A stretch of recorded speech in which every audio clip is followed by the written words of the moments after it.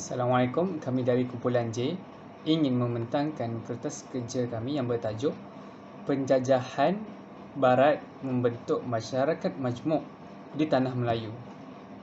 Bincangkan kesannya dalam pembentukan masyarakat majmuk dari sudut sosioekonomi ketika itu. Saya Nik bernombor matrik B0117100050 akan membicarakan tentang pendahuluan dan objektif kajian kertas kerja. Okey, untuk pendahuluan, seperti yang kita tahu, masyarakat majmuk merupakan masyarakat yang mempunyai kepelbagaian kaum. Apatah lagi di negara kita, yakni Malaysia, yang merupakan negara yang berbilang kaum yang terdiri daripada 3 kaum terbesar, iaitu Melayu, Cina dan India. Okey, masyarakat majmuk dibentuk pada era penjajahan British ke Tanah Melayu menggunakan dasar pecah dan perintah dengan kedatangan kaum imigran ataupun kemasukan kaum imigran.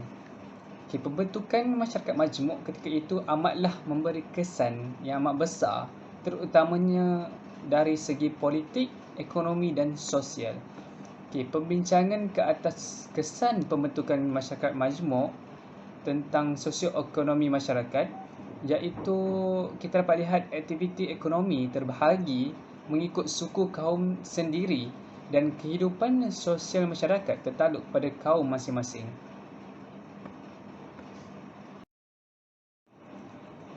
Seterusnya ialah objektif kajian.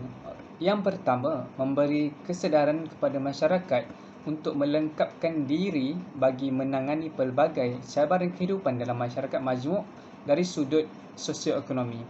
Okey, yang kedua adalah memperkukuhkan hubungan dan kerjasama antara masyarakat dalam kepentingan sosioekonomi pelbagai kaum. Dan yang ketiga, memahami dan mempelajari kesan pembentukan masyarakat majmuk melalui sosioekonomi pada era penjajahan barat.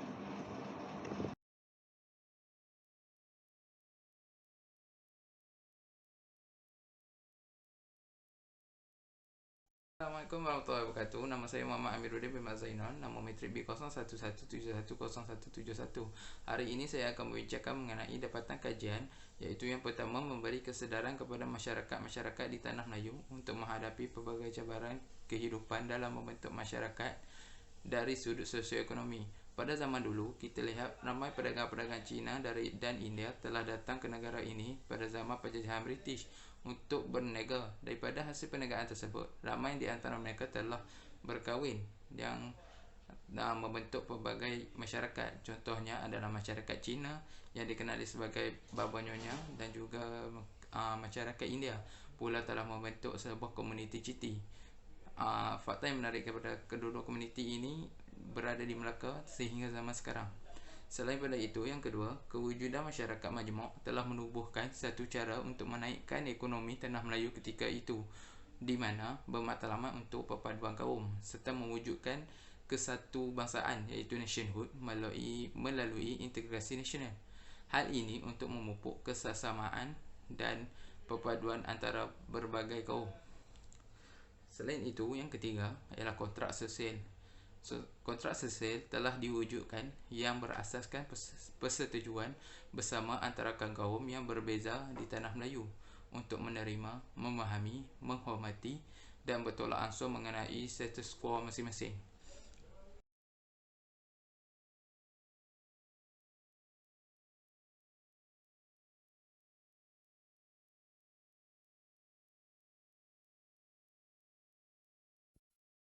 Okay, Assalamualaikum warahmatullahi wabarakatuh. Nama saya Muhammad Hafiz bin Aziz. Hari ini saya akan menceritakan tentang dapatan kajian berkaitan dengan hubungan etnik. Terhasilnya masyarakat majmuk ialah masyarakat majmuk terbentuk akibat dasar-dasar yang digunakan oleh penjajah. Penjajah menggalakkan penghijrahan penduduk mengikut keperluan ekonomi serta kemahiran, menyebabkan wujudnya pelbagai etnik dan kaum. Masyarakat majmuk hanya bermula pada penghujung abad ke-18 di mana tempat negara yang telah menjajah Tanah Melayu, iaitu 4. Yang pertama, Portugis, Belanda, British dan Jepun. Garis masa penjajahan yang pertama ialah Portugis bermula 11 September tahun 1509, di mana 5 buah kapal yang diketuai oleh Diego Lopez de Sequeira telah datang ke Melaka semasa pemerintahan Sultan Mahmud Shah untuk berdagang. Beberapa pedagang Portugis pada masa itu telah ditahan kerana perselisihan faham. Alfonso de Albuquerque telah datang ke Melaka pada Julai 1511 untuk membebaskan para pedagang Portugis. Namun Sultan Mahmud Shah enggan menyebabkan Melaka diserang seramai 1,400 orang yang terdiri daripada 800 orang Portugis dan 600 orang India. Telah berjaya menawan Melaka pada 24 Ogos 1511. Ini mengakibatkan masyarakat berbilang kaum telah bertambah akibat serangan itu tadi. Pada 1606, Belanda telah berpakat dengan Johor untuk menawan kota Portugis. Kota Portugis Melaka dan percubaan selama 3 bulan tidak membuahkan hasil kerana Portugis telah mendapat bantuan ketenteraan dari Goa. Namun Portugis tumpas jua kepada Belanda pada tahun 1641 kerana kapal Portugis telah musnah di pelabuhan. British telah mula menjajah tanah Melayu pada tahun 1824. British mengambil langkah bijak untuk menakluk Pulau Pinang dan Singapura ketika berlaku pergolakan dan rampasan kuasa di negeri Kedah dan Johor. Perjanjian Inggeris-Belanda telah dimeterai dan Belanda menyerahkan Melaka secara langsung dan hasilnya menyatukan 3 wilayah di bawah satu pentadbiran iaitu negeri-negeri Selat. Penjajahan British di tanah Melayu adalah untuk mencari bahan mentah serta pelaburan di barat, namun kekurangan pekerja di sektor pelambungan dan perdagangan. Ramai buruh Cina dan India telah dibawa masuk untuk memenuhi sektor tersebut menyebabkan masyarakat majmuk pada ketika itu terbentuk. Pada 1940, pentadbiran penjajahan Jepun telah berada di tanah Melayu. Pentadbiran Jepun terbahagi kepada 2 iaitu Malai Baru yang berpusat di Singapura untuk mentadbir tanah Melayu dan Senoyan iaitu pentadbiran untuk mentadbir Singapura. Namun penindasan Jepun telah memaksa kaum Cina membuka kawasan penempatan baru dinamakan Setinggan. Setinggan dibina di kawasan kampung berdekatan dengan kampung tradisi tanah Melayu untuk kaum Melayu menyebabkan perkahwinan campur berlaku dan mewujudkan generasi baba dan nyonya yang banyak wujud di Melaka. Jepun telah meletakkan senjata dan berundur pada tahun 1945 dan British kembali mengambil alih pada masa ketika itu. Namun penduduk tanah Melayu tidak percaya lagi akan kekuatan British kerana tidak mampu melawan Jepun selama 5 tahun dan menuntut kemerdekaan. British meletakkan syarat kaum Melayu bersatu dengan kaum Cina serta kaum India dan menyebabkan masyarakat majmuk lebih nyata di sini.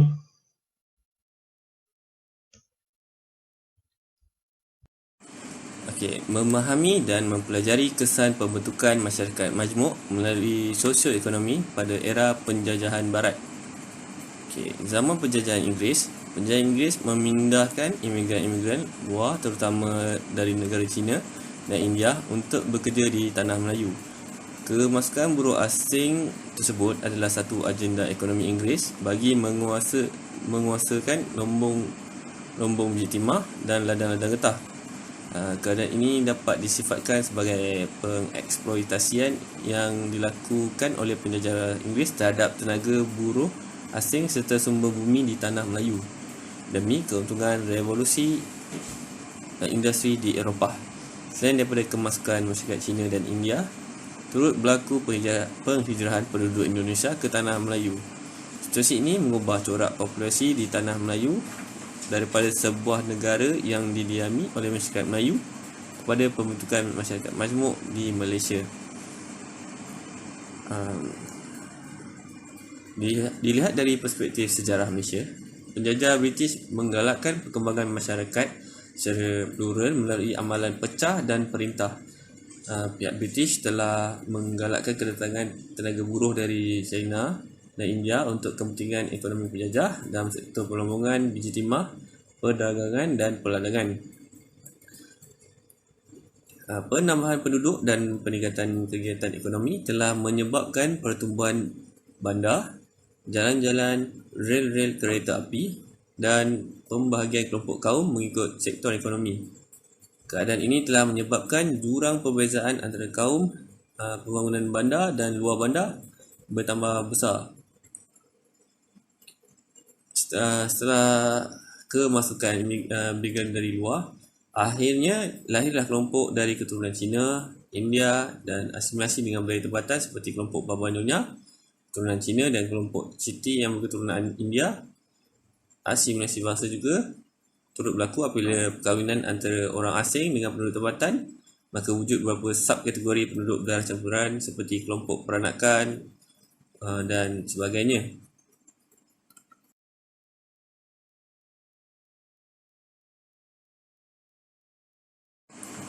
Okey, langkah yang perlu untuk menstabilkan sosioekonomi masyarakat majmuk di Malaysia. Okey, yang pertama adalah kerajaan seharusnya meningkatkan pengeksportan barangan Malaysia ke luar negara yang merupakan antara sumber pendapatan kerajaan sendiri melalui hasil kutipan cukai yang dikenakan oleh pihak kerajaan. Kerajaan juga seharusnya memberi sokongan kepada syarikat-syarikat tempatan untuk menghasilkan produk yang berkualiti untuk memenuhi pasaran antarabangsa. Dengan ini, banyak produk-produk tempatan yang berkualiti dapat dieksport ke luar negara kerana dapat permintaan yang tinggi. Barangan Malaysia telah menarik minat orang luar untuk membeli produk Malaysia kerana mempunyai nilai yang tinggi dari segi kualiti, rupa, ketahanan dan sebagainya semasa mereka membeli suatu barangan. Okay, seterusnya, kerajaan juga perlu menggalakkan pelaburan asing ke dalam negara ini dan kerajaan juga perlu mempelbagaikan langkah-langkah yang kreatif untuk menarik minat pelabur-pelabur tersebut untuk melabur di negara kita supaya dapat meningkatkan hasil ekonomi di negara yang kita cintai ini. Dengan menarik pelabur asing, kita dapat mewujudkan banyak peluang pekerjaan secara tidak langsung kepada penduduk di Malaysia, di mana pelabur asing ini akan mendirikan syarikat mereka di Malaysia dan memerlukan orang-orang tempatan untuk bekerja dengan mereka. Ini sedikit sebanyak dapat mengurangkan kos pembiayaan gaji yang mereka hadapi dengan menggajikan penduduk tempatan. Akhir sekali, kerajaan perlu mengadakan satu kempen ataupun acara untuk memperkasakan pembangunan sosioekonomi Bumiputera, di mana kerajaan telah mewujudkan unit peneraju agenda Bumiputera ataupun teraju menjadi satu agensi penyelaras utama pembangunan sosioekonomi Bumiputera. Penduduk di Malaysia akan diberi bantuan berganda sebagai pemangkin untuk membentuk budaya usahawan pada pelbagai peringkat untuk menjadikan penduduk tempatan sebagai usahawan yang berjaya, terutama Bumiputera. Usaha ini dilakukan bagi mengurangkan kadar pengangguran di dalam kalangan rakyat, terutama kalangan Bumiputera yang peratunnya lebih tinggi berbanding kaum-kaum lain. Sekian dari saya. Mengenai langkah-langkah pula, adalah pertama, kerajaan harus meningkatkan pengeksportan barangan Malaysia ke luar negara. Pihak kerajaan seharusnya memberi sokongan dan galakan kepada syarikat-syarikat tempatan, terutama syarikat di mikro yang kecil, untuk menghasilkan produk-produk yang berkualiti untuk memenuhi pasaran antarabangsa. Produk-produk tempatan akan dieksport ke luar negara kerana mendapat permintaan yang tinggi. Barangan Malaysia telah dapat menarik minat orang luar untuk membeli produk Malaysia kerana mempunyai nilai yang tinggi dari segi kualiti, rupa dan ketahanan. Selain dari itu, kerajaan boleh mewujudkan unit peneraju agenda Bumiputera, iaitu Teraju, yang menjadi agensi penyelaras utama pembangunan sosioekonomi Bumiputera. Penduduk-penduduk di Malaysia akan diberi bantuan berganda sebagai pemangkin untuk membentuk budaya usahawan pada pelbagai peringkat untuk menjadikan penduduk-penduduk tempatan sebagai usahawan yang berjaya, terutamanya usahawan Bumiputera. Sekian. Okey. Untuk penambahbaikan ialah kerajaan perlulah memperkasakan cadangan yang telah dilaksana dan belum dilaksana. Menjadi kerajaan yang lebih efisien terutamanya dalam membantu rakyat dari segi sosioekonomi. Perdana Menteri Malaysia Yang Amat Berhormat Tan Sri Muhyiddin bin Mohamed Yassin telah bermesyuarat dan memutuskan untuk menubuhkan Majlis Kemakmuran Bumiputera bertujuan untuk mengutuhkan lagi pembangunan sosioekonomi supaya kadar kemiskinan dapat dikurangkan. Malaysia mengamalkan sistem ekonomi terbuka, oleh itu, prestasi ekonomi Malaysia terdedah kepada keadaan persekitaran ekonomi antarabangsa. khususnya dari aktiviti perdagangan dan aliran kewangan. Dalam usaha meningkatkan daya saing ekonomi, Malaysia telah meliberalisasikan ekonominya dengan melibatkan diri dalam perjanjian perdagangan bebas dua hala dan serantau serta perjanjian kawasan perdagangan bebas ASEAN bagi memberikan keyakinan kepada pelabur tentang faedah yang akan diraih hasil komitmen liberalisasi pelaburan dan perdagangan. Penggalakan pelaburan langsung asing oleh kerajaan adalah kerana pelaburan langsung asing telah memberikan manfaat negara dari segi meningkatkan hasil negara, jumlah pengeluaran serta pendapatan negara melalui penjimatan import dan juga sistem pencukaian, menambahkan peluang pekerjaan dalam negara, meningkatkan pemindahan teknologi serta kemahiran bagi industri berskala besar ke dalam negara, meningkatkan pendapatan per kapita negara.